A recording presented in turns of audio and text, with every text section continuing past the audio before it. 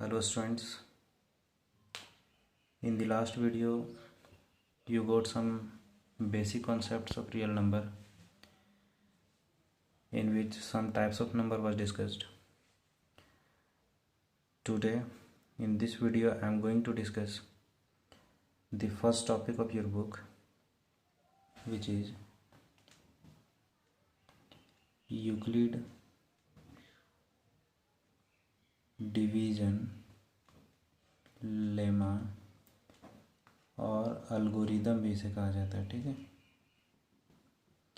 Lemma और algorithm का मतलब क्या होता है? Steps of solving means method of solving. ठीक है, डिवाइड तो आपको आता ही होगा और आपने प्रीवियस क्लासेस में किया भी होगा डिवीज़न, बस ये नाम आप फर्स्ट टाइम सुन रहे होंगे। इस चीज़ को आप भली बात ही जानते हैं, लेकिन केवल ये नाम से आप कंफ्यूज हो रहे हैं। जब मैं इसको बताऊंगा तो ये बिल्कुल क्लियर हो जाएगा। ठीक है, तो सबसे पहले हम लोग एक डिवीज़न देख लेते हैं। मान लीजिए कि अगर हम 42 को 12 से डिवाइड करते हैं, ओके, तो 12 कितना टाइम्स में ये हो जाएगा? 3 टाइम्स में 36। ओके, रिमाइंडर हमारा कितना बच गया? 6। ये तो हमारा कैंसिल आउट हो गया। ठीक है, तो इस डिवीज़न में हमारे पास कितने तरह के नंबर मिले? एक देखिए यहाँ हमारा 42 जिसे डिवाइड किया जा रहा है। ठीक है, सेकंड नंबर 12 जिस नंबर से हम डिवाइड कर रहे हैं 42 को। 3 जो एक रिजल्टेंट हमें मिला। 6 भी एक रिजल्टेंट हमें मिला। मीन्स 4 तरह के नंबर यहाँ पे हमारे इस डिवीज़न में मौजूद है। ठीक है, सबसे पहले हम लोग जानेंगे कि ये जो नंबर्स हैं, इन नंबर्स के पोजीशन को हम क्या कहते हैं। ठीक है, तो सबसे पहले इस पोजीशन को हम लोग जानेंगे जिस नंबर को हम डिवाइड कर रहे हैं। ठीक है, जिस नंबर को हम डिवाइड कर रहे हैं उसको हम कहेंगे डिविडेंड। ठीक है, इसके बाद जिस नंबर से डिवाइड किया जा रहा है इसको हम लोग कहते हैं डिवीज़र। क्लियर? और ये जो हमारा रिजल्टेंट मिल रहा है, इस जगह पे जो हमारा रिजल्टेंट है इसको हम कहते हैं क्वोशेंट, और इसे हम कहते हैं रिमाइंडर। ये चीज़ क्लियर है? नेम क्लियर है? जिस नंबर को हम डिवाइड कर रहे हैं वो हमारा डिविडेंड है, जिस नंबर से डिवाइड कर रहे हैं उसको हम डिवीज़र कहेंगे, और बाकी के ये दोनों जो रिजल्टेंट है ये हमारा क्वोशेंट होगा और ये हमारा रिमाइंडर होगा। ठीक है, अब ये यूक्लिड डिवीज़न लेमा क्या है तो इसके बारे में हम लोग जानते हैं। ये यूक्लिड डिवीज़न लेमा कहता है कि डिविडेंड इज इक्वल टू, ये जो हमारा डिविडेंड है ये बराबर होगा product of divisor and quotient. Divisor and quotient के प्रोडक्ट प्लस रिमाइंडर के बराबर। Clear? Dividend is equal to divisor into quotient plus remainder. ये हमारा यूक्लिड डिवीज़न लेमा है, जिसको अलजेब्रिकली हम लोग रिप्रेजेंट करते हैं। ए, डिविडेंड को ए से हम लोग रिप्रेजेंट कर रहे हैं, is equal to B into Q और प्लस आर। बी हमारा डिवीज़र है, क्यू क्वोशेंट को रिप्रेजेंट कर रहा है और रिमाइंडर को आर रिमाइंडर को रिप्रेजेंट कर रहा है। ठीक है, means A is equal to B Q plus R. A is equal to B Q plus R. ये हम लोग अलजेब्रिकली यूक्लिड डिवीज़न लेमा को रिप्रेजेंट कर सकते हैं। वेयर यहाँ एक कंडीशन है। कंडीशन क्या है कि आर जो होगा, ये जो हमारा रिमाइंडर होगा वो 0 से ग्रेटर या इक्वल होगा ये ग्रेटर इक्वल का साइन है, आप लोगों को पता होगा। रिमाइंडर जो हमारा होगा या तो जीरो होगा या जीरो से ग्रेटर। जीरो से ग्रेटर का मतलब कोई भी एक पॉजिटिव इंटीजर प्लस में वैल्यू, ठीक है। नेगेटिव कभी भी रिमाइंडर नहीं हो सकता है, ठीक है। But less than this one B. B means what? Divisor. Means जिस नंबर से हम डिवाइड कर रहे हैं उस नंबर से हर हाल में रिमाइंडर छोटा होगा, ठीक है। इस डिवीज़न में भी आप देख सकते हैं कि जब 42 को हम लोग 12 से डिवाइड किए तो रिमाइंडर हमारा 6 आया। तो 6 है, 0 से ग्रेटर है और 12 से लेस है, ठीक है। ये कंडीशन हमारा सेटिस्फाई कर रहा है ये डिवीज़न, इसका मतलब ये डिवीज़न हमारा सही है।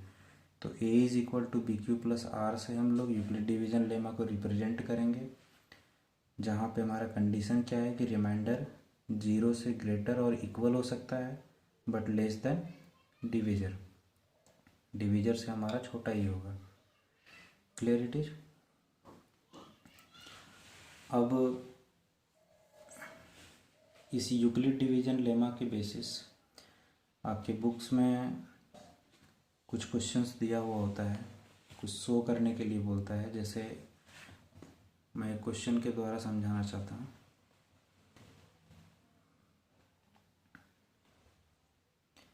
चलिए हम लोग एक क्वेश्चन लेते हैं।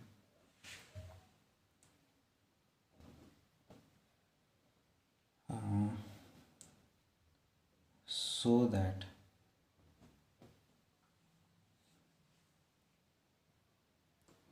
any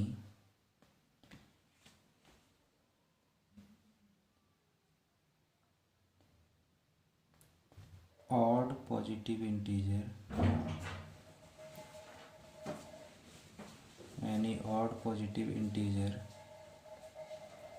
is of the form 6q plus 1 और 6q plus 3 और 6q plus 5, ठीक है। हमें दिखाना क्या है कि कोई भी ऑड पॉजिटिव इंटीजर, किसी भी ऑड पॉजिटिव इंटीजर का जो फॉर्म होगा वो या तो 6q plus 1 के फॉर्म में होगा या 6q plus 3 के फॉर्म में होगा या 6q plus 5 के फॉर्म में होगा, ठीक है। तो इस चीज़ को और बेहतर तरीके से समझाने के लिए सबसे पहले मैं डिस्कस करता हूँ कि ये ऑड पॉजिटिव इंटीजर या इवन पॉजिटिव इंटीजर किस तरह से होंगे। तो ऑड और इवन के बारे में हमने पहले भी डिस्कस किया था टाइप्स ऑफ नंबर में। ऑड किसको कहते हैं और इवन किसको कहते हैं। इवन जो हमारा होता है वो मल्टीपल ऑफ 2 होता है। मल्टीपल ऑफ 2 कहने का मतलब 2 से डिविजिबल जितने भी नंबर्स हैं, वैसे जितने भी नंबर्स जो 2 से डिवाइड हो रहे हैं वो हमारे इवन होंगे, और जो 2 से डिवाइड नहीं होंगे means not the multiple of 2 वो हमारे ऑड होंगे, ठीक है। जिसको हम लोग अलजेब्रिकली इस तरह से रिप्रेजेंट कर सकते हैं। अगर m कोई हमारा इंटीजर है तो 2m, 2m का मतलब क्या हुआ? 2 is the multiple of m, 2 into M है ना, तो 2 is the multiple of m। इसका मतलब हुआ कि जब ये m 2 का मल्टीपल के फॉर्म में है मीन्स ये 2m जो है वो 2 के साथ मल्टीप्लाई में है, तो इस कंडीशन में हमारा ऑड होगा या इवन। तो मैंने बताया कि मल्टीपल ऑफ 2 जो होता है वो इवन होता है, तो ये 2m हमारा क्या होगा? इवन, ठीक है। अब अगर इस 2m में +1 कर दें तो +1 होने से क्या होगा? जैसे हम लोग देखते हैं कि 4 हमारा क्या है? इवन है, because it is divisible by 2। ये 2 से हमारा डिवाइड हो रहा है, तो 2 से डिवाइड हो रहा है तो इवन है। अब अगर इसमें हम +1 कर दिए तो 4 + 1 क्या हो गया? 5। क्या अब ये 2 से डिवाइड होगा? नहीं होगा, तो 5 हमारा क्या हो गया? ऑड। तो हम लोग देख रहे हैं अगर इवन में +1 कर दे तो उससे हमारा क्या बन जाता है? ऑड, ठीक है। तो 2m का फॉर्म जो होगा मीन्स मल्टीपल ऑफ 2 अगर कोई इंटीजर आ जाए तो हमारा इवन होगा, और इस 2m के साथ अगर +1 आ जाए तो वो हमारा ऑड होगा। ठीक है, तो इस चीज़ को ध्यान में रखते हुए हम लोग आगे इस क्वेश्चन को देखेंगे। क्या कह रहा है कि so that any odd positive integer, कोई भी ऑड पॉजिटिव इंटीजर जो है वो या तो 6q के फॉर्म 6q+1 के फॉर्म में होगा, 6q+3 के फॉर्म में होगा, या 6q+5 के फॉर्म में होगा, एनी पॉजिटिव इंटीजर। तो ये इंटीजर है क्या, पता ही नहीं है हमें, तो उसको हम लोग क्या करते हैं, एज्यूम कर लेते हैं। ठीक है, लेट एनी पॉजिटिव इंटीजर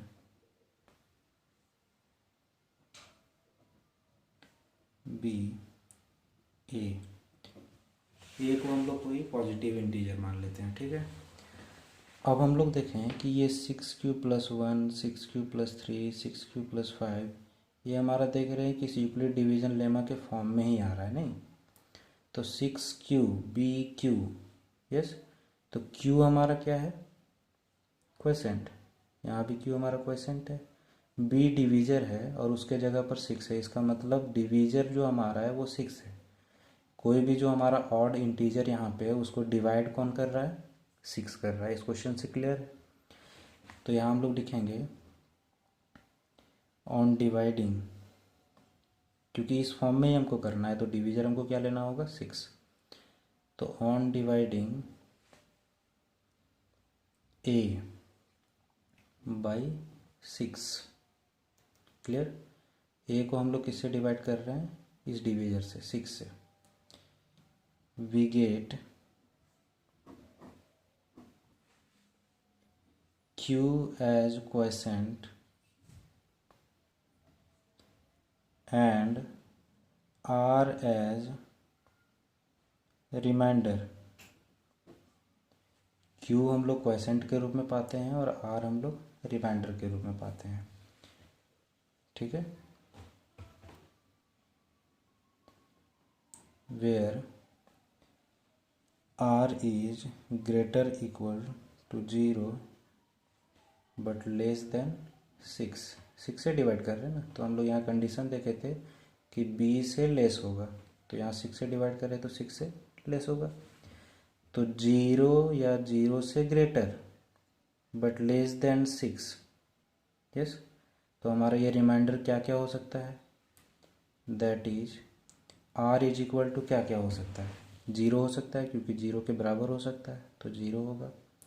6 से लेस, तो 6 से लेस कौन कौन हो जाएगा, 1 हो जाएगा, 2 हो जाएगा, 3 हो जाएगा, 4 हो जाएगा, 5 हो जाएगा। नहीं, 6 को नहीं ले सकते हैं क्योंकि 6 से लेस होगा r। ठीक है, तो 0 1 2 3 4 5, क्लियर। इसलिए बाई यूक्लिड डिवीजन लेमा, तो यूक्लिड डिवीजन लेमा कहता क्या है, a is equal to BQ+R। तो यहाँ भी हम लोग इंटीजर को a ही माने हैं, BQ+R, तो b यहाँ पे हमारा कौन है, 6। ठीक है, तो क्या हो जाएगा, a is equal to b के जगह पर 6, तो 6q+R, क्लियर। इसको हम लोग एक इक्वेशन मान लेते हैं। ठीक है, इक्वेशन 1, अब a is equal to 6q+R है हमारा।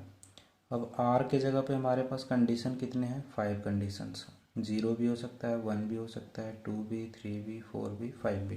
ठीक है, तो on taking the values of r in equation 1, equation 1 में अगर हम r के वैल्यूज़ को लेते हैं तो हमें क्या मिलेगा, a इज इक्वल टू, जब r के जगह पे 0 लेंगे तो r 0 हो गया तो ऑल ओवर ख़त्म, तो a इज इक्वल टू क्या बच गया, 6q। समझ रहे हैं ना, r के जगह पर क्या ले लिए, 0, तो 6q + 0, तो ये 0 लिखने का कोई कंडीशन ही नहीं बनता है। ठीक है, और a is equal to 6q, अगर क्या लेते हैं हम लोग 1, तो क्या हो जाएगा 6q प्लस 1। समझ रहे हैं ना? आर के जगह पर सिर्फ ये कंडीशंस को हम लोग पुट कर रहे हैं। पहले 0 पुट किए तो 6q, 1 पुट किए तो 6q प्लस 1, और a is equal to 6q plus 2, like this. a is equal to 6q plus 3, और a is equal to 6q plus 4, और a is equal to 6q plus 5। ठीक है, ये 5 कंडीशंस हमारे पास थे। ये पांचों वैल्यूज़ को हम लोग 1 बाय 1 इस इक्वेशन में पुट कर दिए। ठीक है,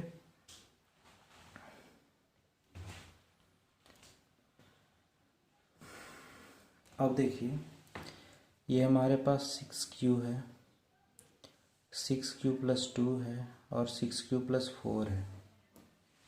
इसके बारे में हम लोग डिसाइड करते हैं कि ये ऑड है या इवन है। ठीक है, तो आप यहाँ देखिए 6q, इसको हम लोग लिख सकते हैं 2 इंटू 3q। यस, 6q को हम लोग क्या लिख सकते हैं 2 इंटू 3q, 3 2 या 6। अलजेब्रिक मल्टीप्लिकेशन तो आपने पढ़ा होगा प्रीवियस क्लास में। तो 6q हमारा हो गया 2 इंटू 3q। तो देख रहे हैं 6q जो है वो 2 का मल्टीपल है, नहीं। इसी तरह से 6q प्लस 2, तो 6q प्लस 2 को हम लोग अगर 2 कॉमन ले लें तो ये हो जाएगा 3q प्लस 1। यही फॉर्म हमको मिल रहा है, 6q प्लस 1 के जैसा ही फॉर्म मिल रहा है। मीन्स 2 का मल्टीपल है ये पूरा इंटीजर। यहाँ पे कोई भी वैल्यू q के जगह हम पुट करें और उसको 2 से मल्टीप्लाई कर दे तो हमारा इवन क्वांटिटी ही मिलेगा। ठीक है, like this value is also our even integer, क्योंकि इसमें भी हमारा 2 कॉमन है। तो जो भी हमारा 2 का मल्टीपल होता है वो इवन होता है, बट हमें दिखाना क्या है, ऑड पॉजिटिव इंटीजर। तो ये 6q, 6q plus 2, 6q plus 4, ये तीनों हमारे क्या है, इवन। तो बच क्या गया 6q plus 1, 6q plus 3, 6q plus 5। तो ये इवन क्वांटिटी हमारे जो है, इससे हमें तो इसमें कोई रिलेशन दिखाना नहीं है, हमको सिर्फ दिखाना है ऑड पॉजिटिव इंटीजर। तो जो हमारा रिमेनिंग यहाँ बच रहा है 6q plus 1, 6q plus 3, 6q plus 5, आप यहाँ क्वेश्चन में भी देख रहे होंगे, इसी चीज़ को हमको दिखाना है ऑड पॉजिटिव इंटीजर में। तो यहाँ हम लोग लिख देंगे here a is equal to 6q, और 6q प्लस 2 और 6q plus 4 are the multiples of 2. So these are even integers. ये तीनों जो हमारा हो गया वो क्या हो गया, इवन इंटीजर्स। देयरफॉर हम लोग लिख देंगे देयरफॉर रिमेनिंग क्या बच गया 6q plus 1, 6q plus 3, 6q plus 5। Therefore any positive odd integers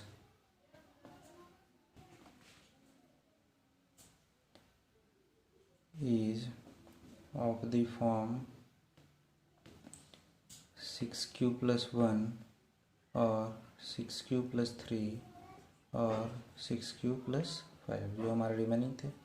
clear? तो इस तरह से हम लोग किसी भी तरह के ऑड या इवन पॉजिटिव इंटीजर्स को जिस फॉर्म में करने के लिए, दिखाने के लिए कहा जाएगा, उस फॉर्म में हम लोग दिखा सकते हैं। कभी कभी यहाँ तो डायरेक्टली ऑड पॉजिटिव इंटीजर बोल दिया। कभी कभी क्वेश्चंस में क्या कहता है कि square of any odd positive integer और square of any positive integer को किसी फॉर्म में दिखाना होता है। तो उस कंडीशन में हम लोग क्या करेंगे, ये जो इक्वेशन है बस उसको हमको स्क्वायर कर देना है दोनों तरफ, स्क्वायरिंग बोथ साइड्स। कभी कभी क्यूब को दिखाने कहता है तो यहाँ दोनों तरफ क्यूब कर देंगे। मैं आगे डिस्कस करूँगा उस टाइप का क्वेश्चंस। ठीक है, सबसे पहले आप लोग इस कॉन्सेप्ट्स को क्लियर कर लेंगे, और साथ ही साथ इस टाइप का अगर कोई क्वेश्चन आपकी बुक में इस टाइप का क्वेश्चन दिया हुई है और ये क्वेश्चन आपका NCERT रिलेटेड है, और RS अग्रवाल में भी दिया हुआ है ये क्वेश्चन, और इस टाइप के भी क्वेश्चंस दिए हुए हैं, ठीक है। एक स्टूडेंट ने इसको पूछा भी, इसलिए मैं इसी क्वेश्चन को ज़्यादा हाईलाइट करने के लिए लाया, ठीक है। तो इस तरह के और भी जो क्वेश्चंस होंगे उसको आप कोशिश करेंगे बनाने का। नेक्स्ट वीडियो में मैं और भी इस तरह के एक दो क्वेश्चंस के बारे में डिस्कस करूँगा, उसके बाद फिर आगे बढ़ूँगा, ठीक है। Thank you.